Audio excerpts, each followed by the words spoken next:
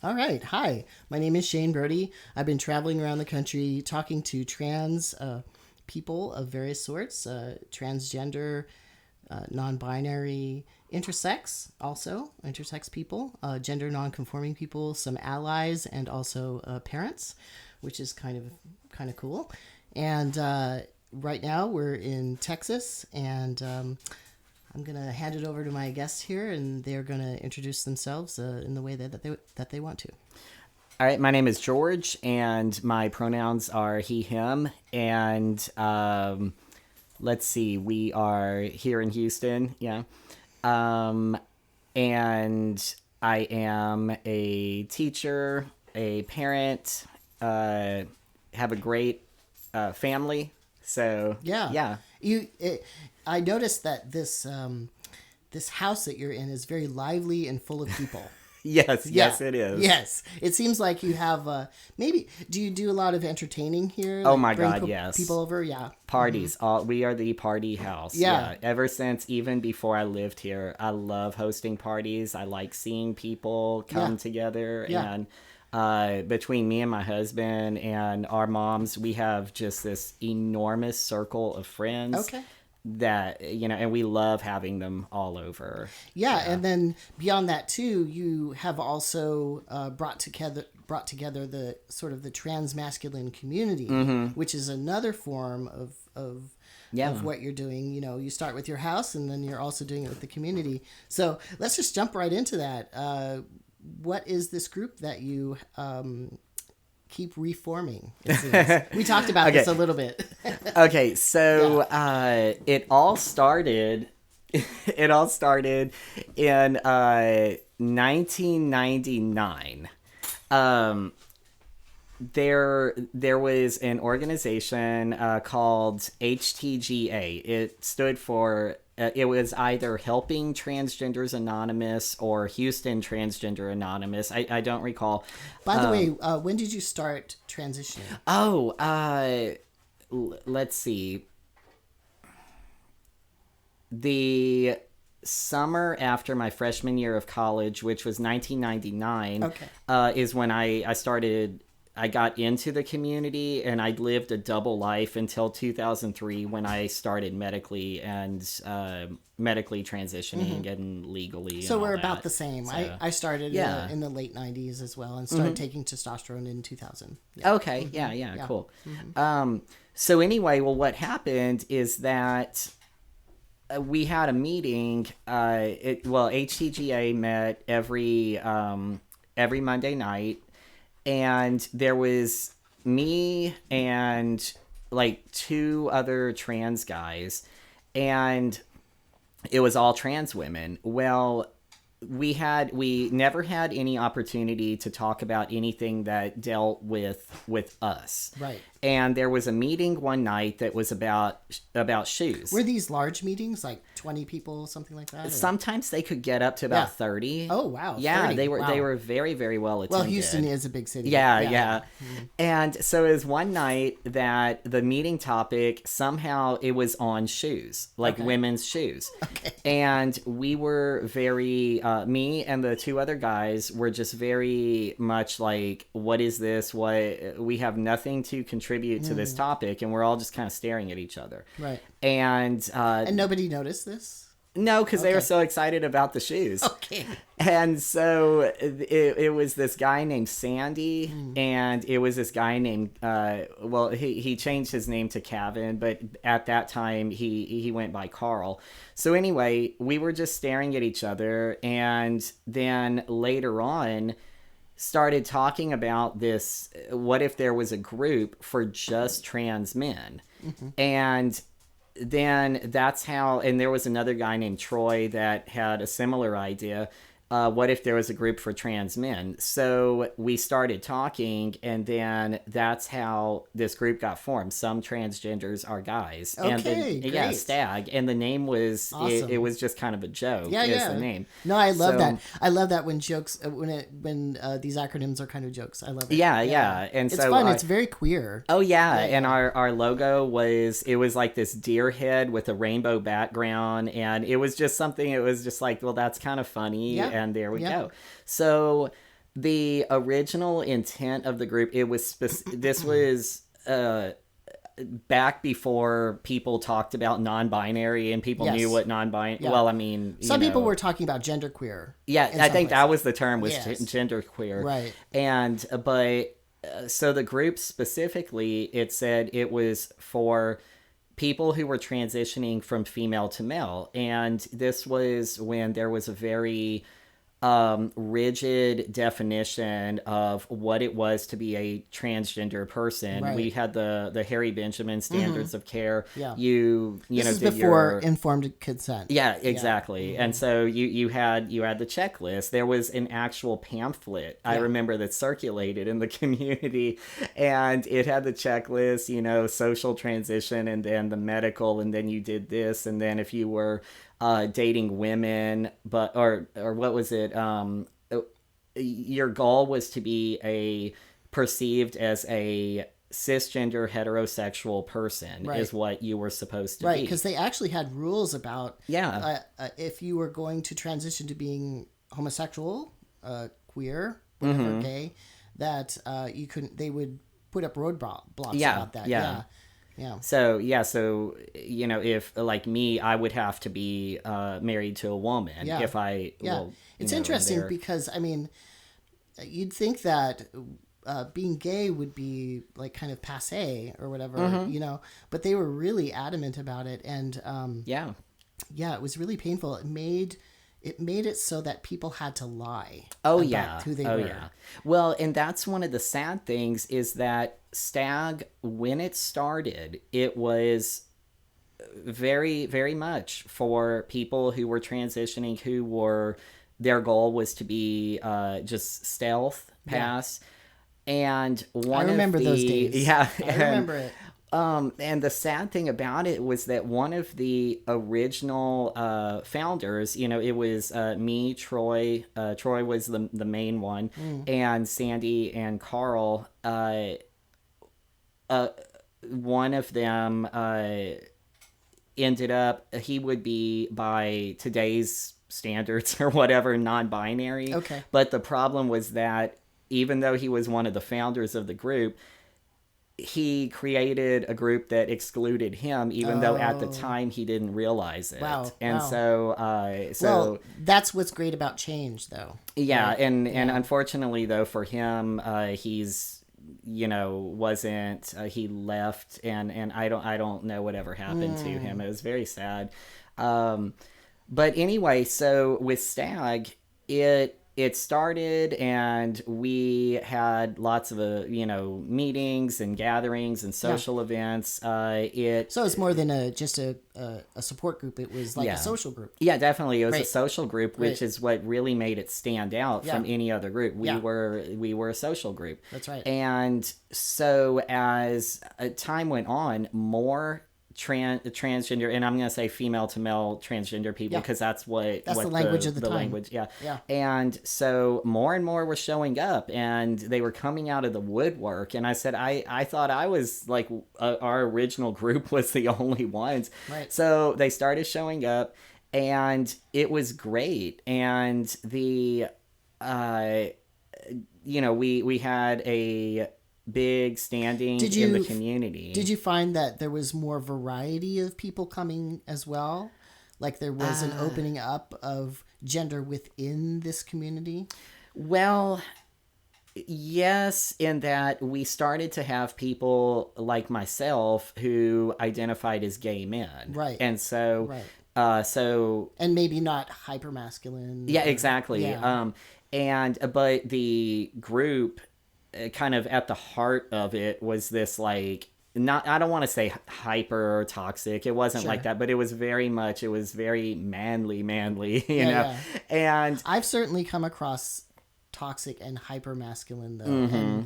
And the group that I was somewhat involved with at the time was like that. Yeah. It's almost like they took the worst of and I'm sorry if this is offensive to anybody, but like the worst butch dyke aspects. Like there's some absolute loveliness to being a butch dyke. Yeah. But they took some of the worst character traits of that. Yes. And brought it to being men, and that expression as men was kind of awful. Yeah, because it was very awkward and lots of gatekeeping within it. Oh yes, and that if you weren't angry and aggressive, and you couldn't smile, you had to dress a certain way, and you had to have your masculine name too. And some people just weren't there.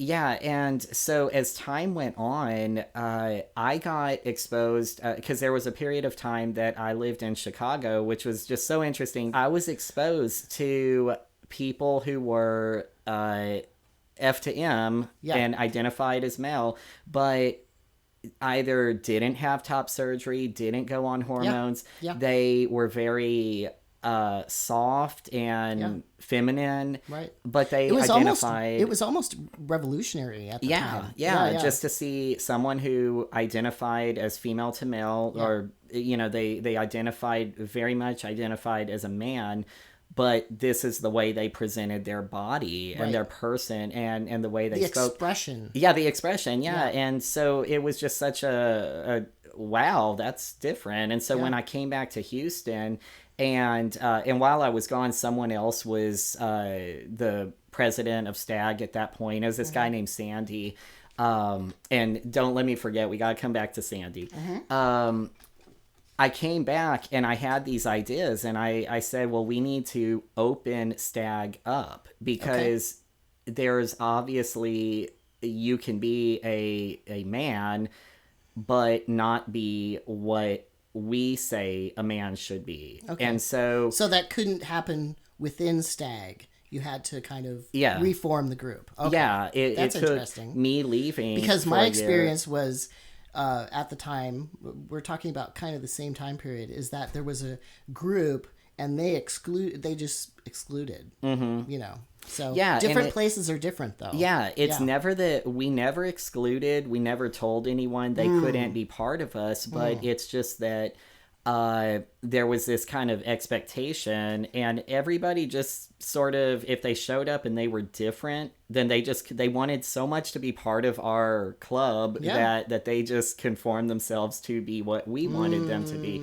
And so when I came back to Houston, I was only gone about a year, and I came back and had these revolutionary ideas, and it was so cool because then the group started to expand more, and I was able to be more comfortable as a gay man, who slightly effeminate gay man, and I didn't feel that I had to pretend within my own group. So it's very weird and very cool. And I think that allows people to relax too. Oh yeah. I mean, we all have so much pressure. So when we're doing this sort of policing of what, our, if we're fabulous, or if we move our hands, or whatever it is, if we clip our beards, like you clip it really nicely, I have a more scruffy look to myself, but I don't think of myself as particularly masculine or butch or anything, internally.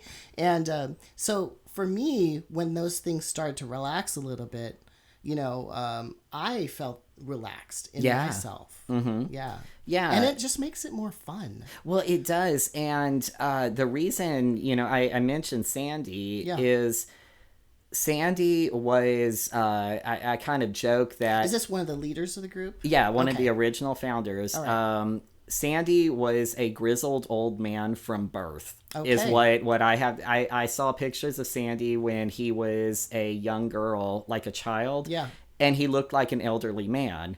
I know somebody like that in Minneapolis. Anybody they're in a union, and they're like, I forget what union they're in, but they sent in their union photo for their card or something with female gender on it. And they sent it back and said that there was a mistake.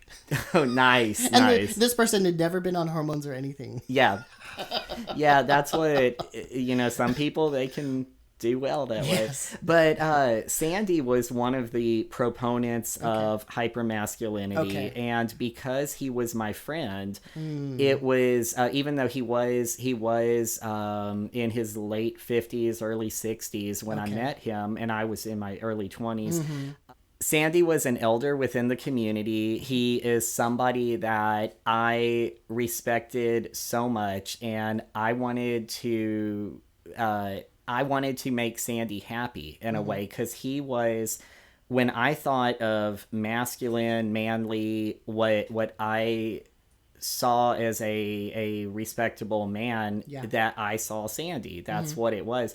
And Sandy was very very masculine, very gentle and sweet, but he was very masculine. And he had, it was a long conversation for us for when I brought these ideas back about not having to about the trans men that I met in Chicago, and then bringing that back. It would be hard because to as an older person to listen to that as well, because you were probably half his age. Oh yeah, like a third his age. Right. Yeah, and so it was really getting Sandy on board with this, and I think if Sandy were still alive, he would be really happy with what I think he would be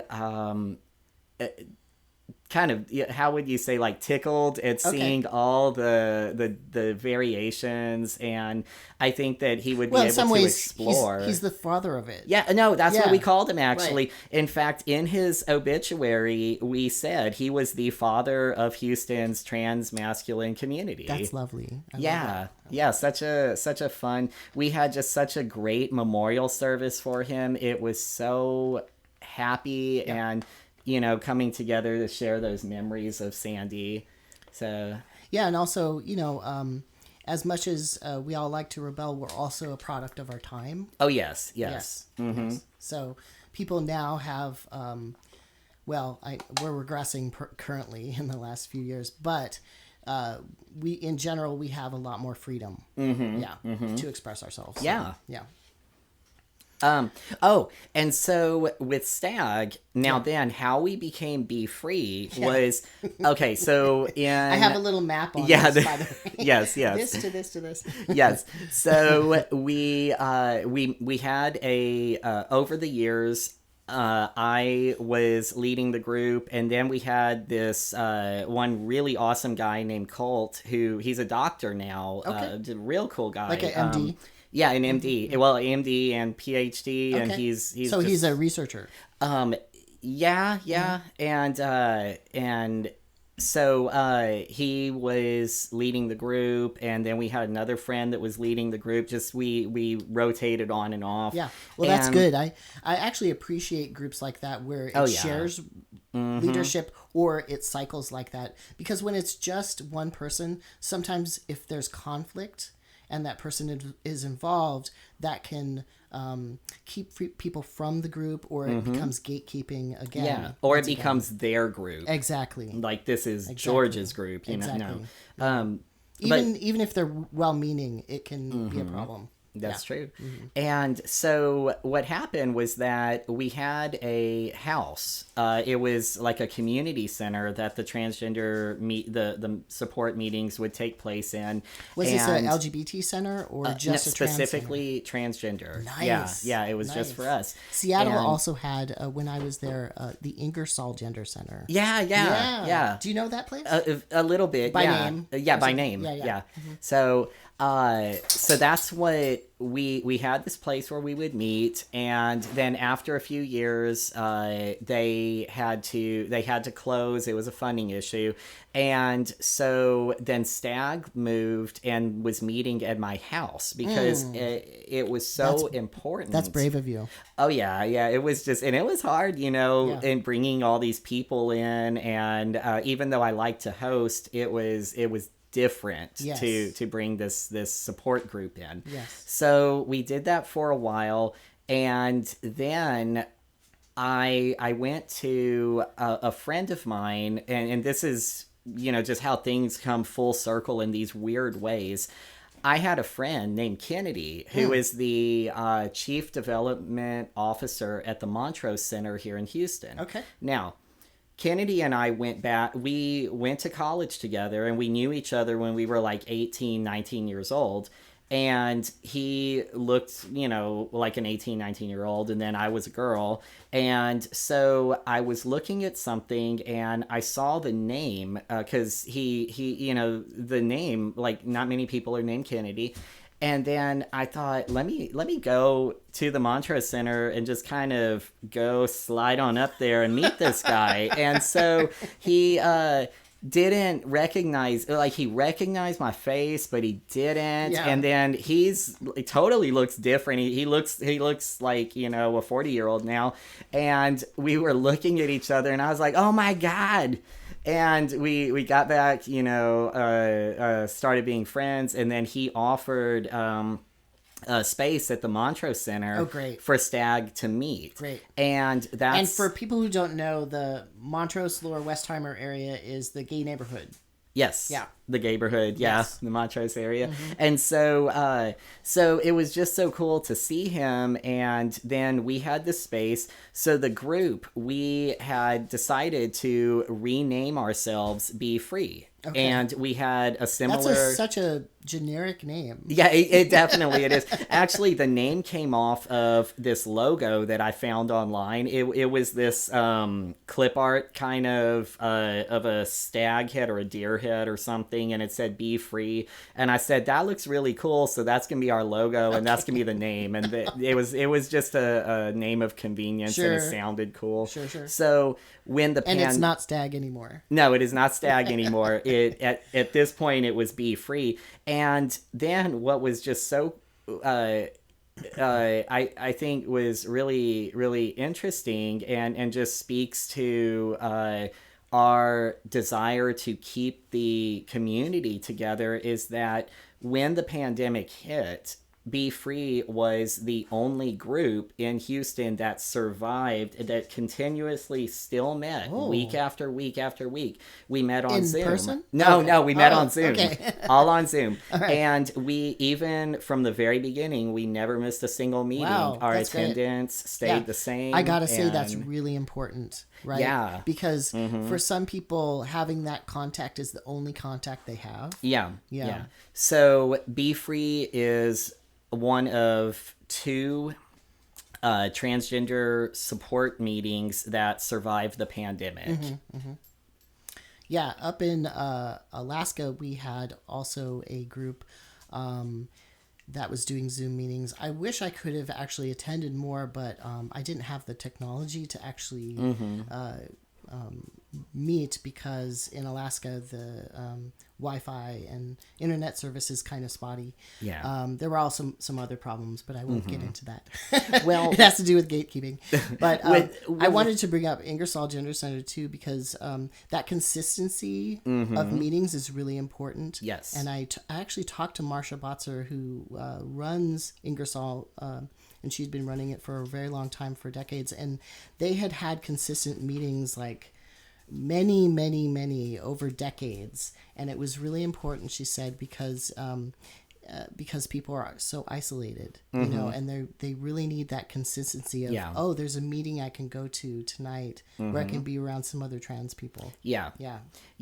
And it was us and a group that I believe they're called Transgender Friends, or it used to be called the Wednesday Night Group, but I think it's Transgender Friends, but it's a relatively new group. Okay. But as far as so it started right before COVID or something? A couple of years before. Okay. And, but as far as the long lasting ones, we're the only one of the ones that go way back. Yeah.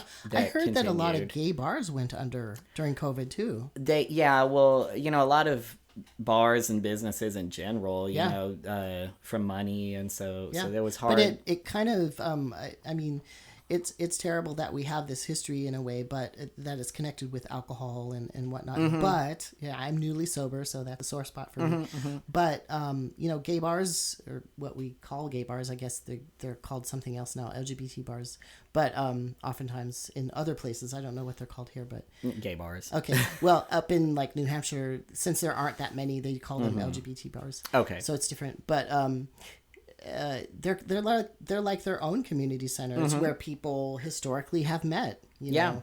Yeah, because that's where we could meet. Yeah, exactly. Yeah. Well, and then, so just getting back to Be Free, Okay. how Be Free then became Transmasculine Alliance Houston. Okay. And that's the current incarnation. Yes. Okay. So how Transmasculine Alliance Houston got started is that so we were coming out of the pandemic and things were starting to open up. And we could start having meetings in person. And I was thinking about Be Free and where I wanted to go with this. And I was thinking back to the days of STAG and back to pre-pandemic. And, you know, just kind of thinking about where... So you're coming out of the pandemic Yeah. and you're thinking about reforming the group again. Yeah, Okay. or you know, and learning from any mistakes that had been Okay. made along the way, thinking about what can we really do? What are some great things to do? What mistakes and then what great things? Yeah, well, Specifically. like when we were Be Free, before the pandemic, Yeah. we had turned into almost exclusively a social group. Okay. With no support type meetings. Sure. And it was a lot of fun. But then during the pandemic, when it was exclusively support type, I had some of the members approach me and said they didn't want to just go to a social club. They wanted a support group. So right. I started thinking about that and said, well, if Be Free is going to go back to its roots of the, you know, back when it was called STAG, about being social and support, well, we need to figure out how to do that.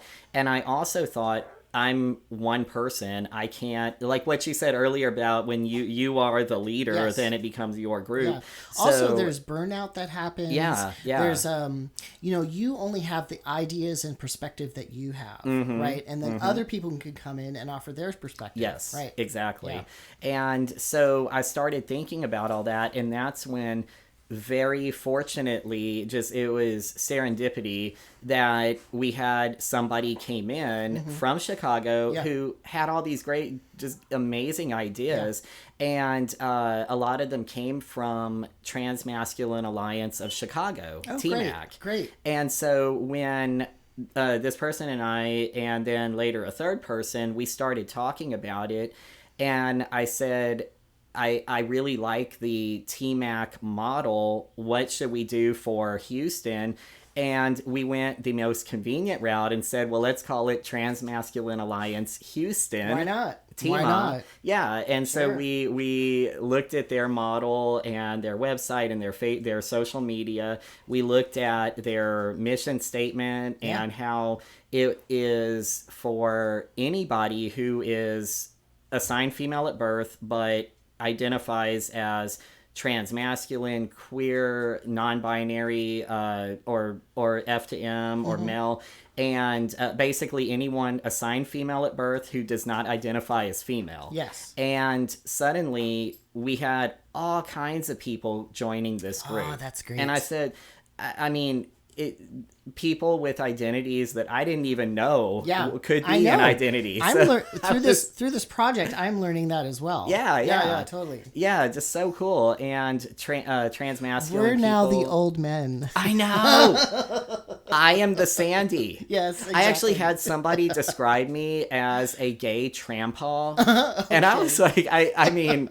I don't know how to feel about this. So yeah, I actually don't like that word trampaw because it comes from Buck Angel. Oh my God! Yes. Okay. Yeah. Yeah, I didn't realize that, but I still think it sounds kind of cute. Trampaw.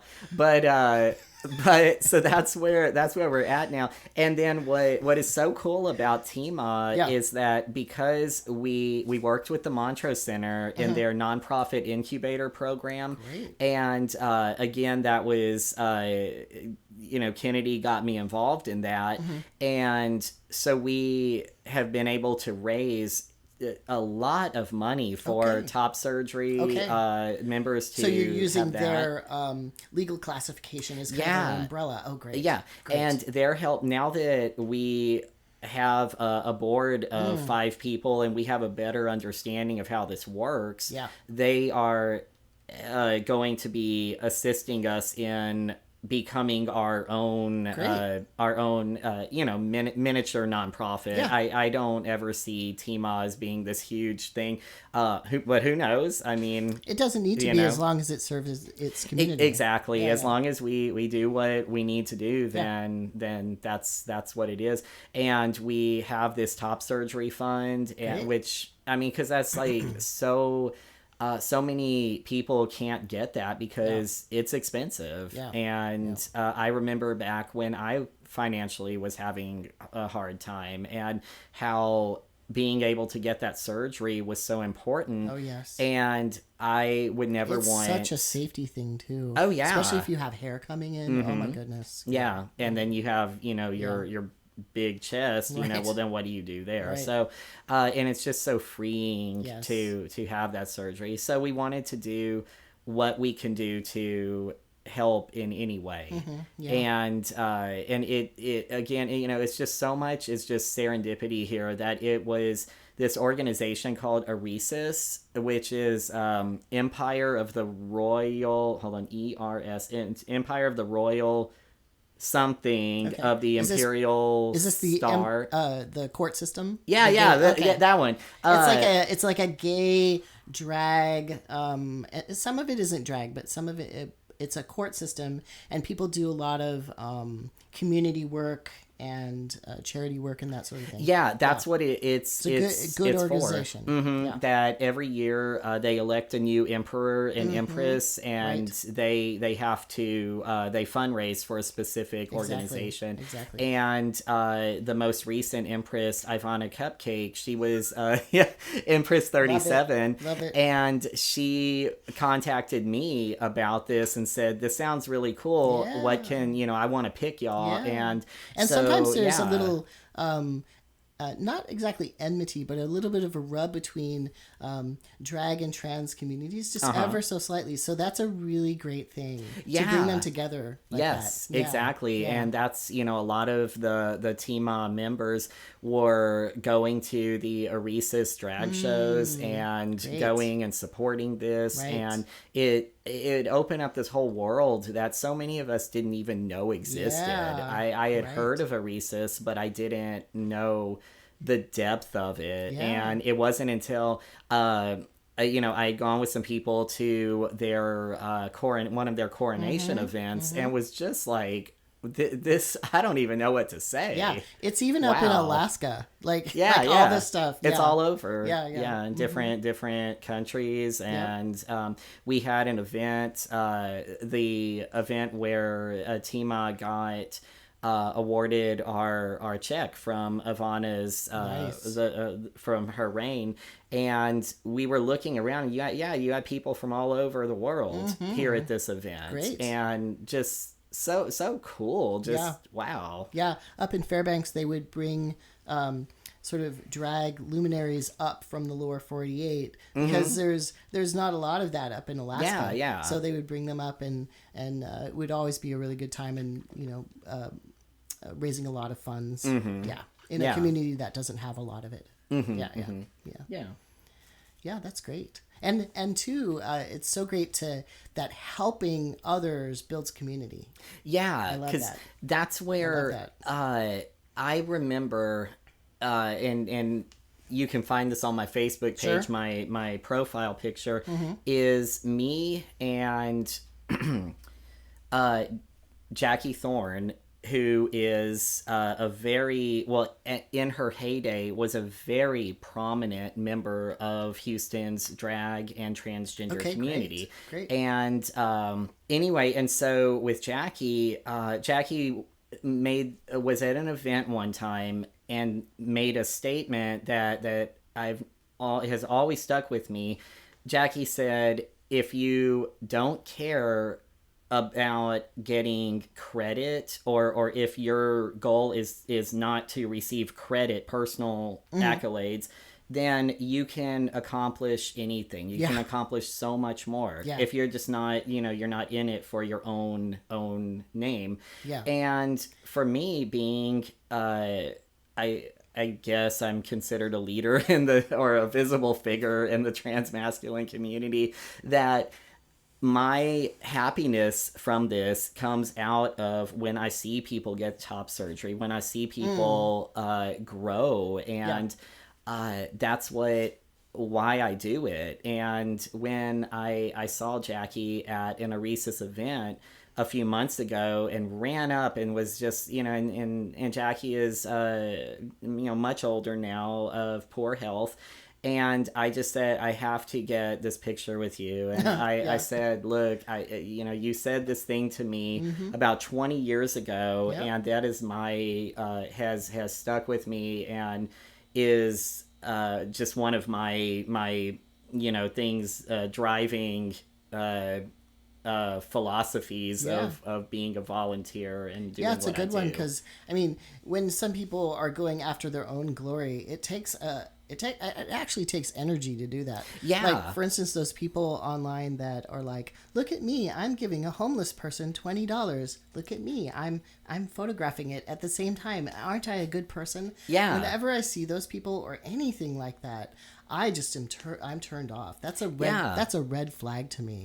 It's just you do good things because that's the right thing to do. There's a need for it.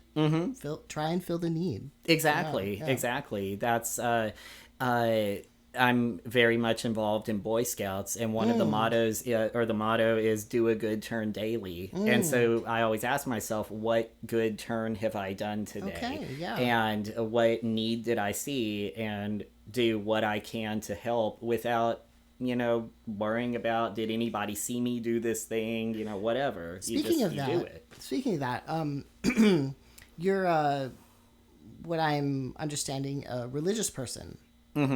Does some of this mesh up with your being a religious person? Oh, 100%. Right.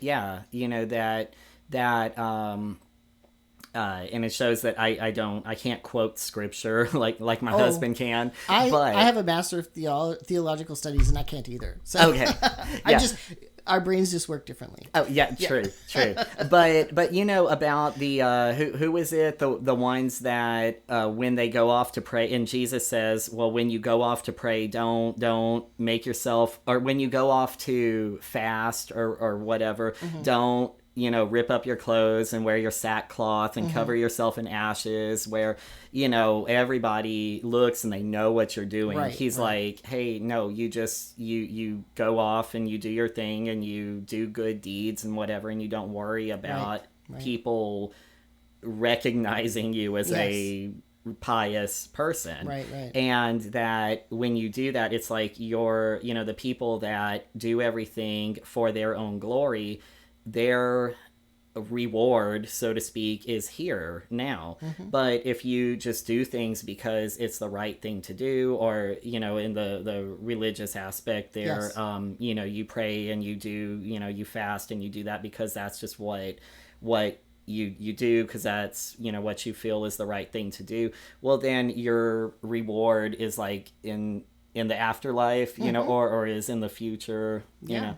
And so definitely my religious faith, of course it influences how I conduct myself every day. And there's I do see that. Not just on Sunday. Yeah, not just on Sunday. No. Your partner was very gracious and showed me an altar. How would you describe that, just succinctly? We have an altar, we have a chapel. We call it the Chapel of St. George, St. John, and St. Mary, because he's John, I'm George, mother-in-law is Mary, and so that's...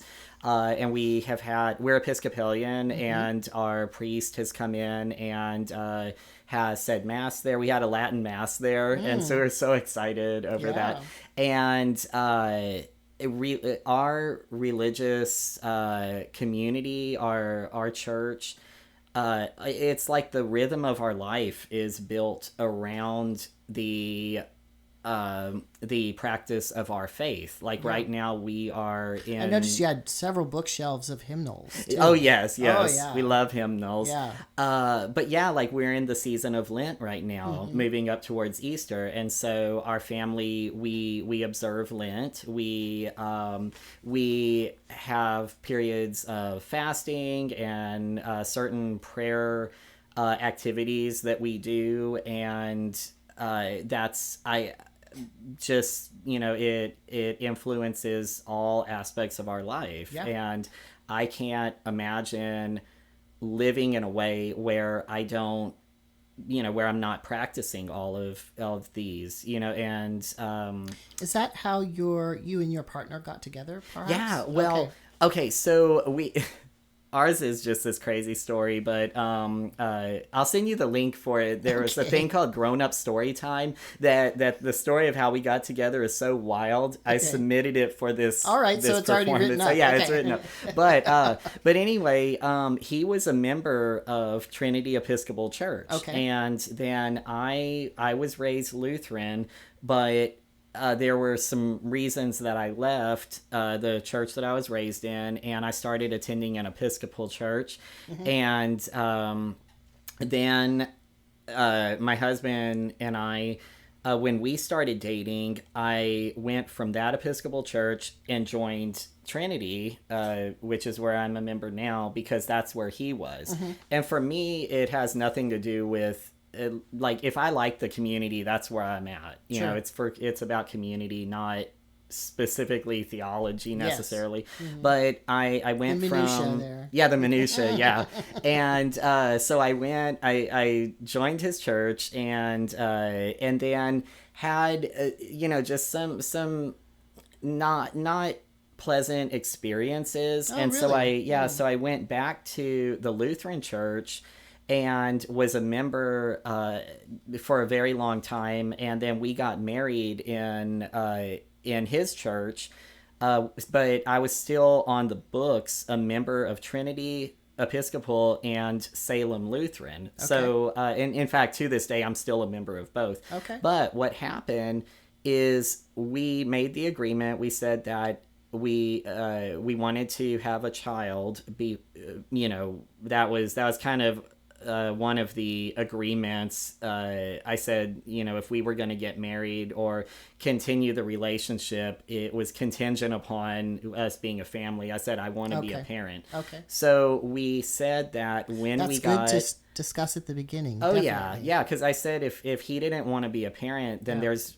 Let's break up now. There's no point to have this after we've been married a decade. Like, why would you do that? Yeah. So, we agreed that we didn't want to have a situation where it was dad's church and other dad's church, and which one does the kid go to? Do they go on this week or this week? It didn't make any sense to do that. Sure. So because John had been a member of Trinity for like 25 years, and because with me it's not so much about the specific church, it's just that's I like the people there. That's where I go. Well, even though I had some I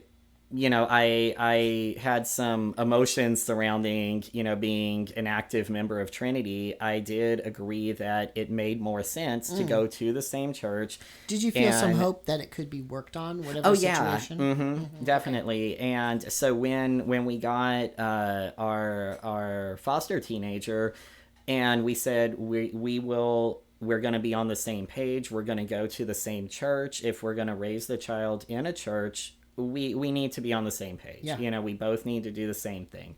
So like we were saying earlier, the consistency. The consistency. And so that's how I am now, just even though on the books I'm still a member of Salem, and I still have my monthly pledge and everything to them. Wow. But I'm attend and I'm a member of Trinity Episcopal. Well, that's really giving of you to give to two churches. Yeah, because it's important, you know. And I talked to them, had a good meeting. I was on church council and very active, and I told all the people, I said, you know, I'm not ditching y'all. I said, you know, here's the situation.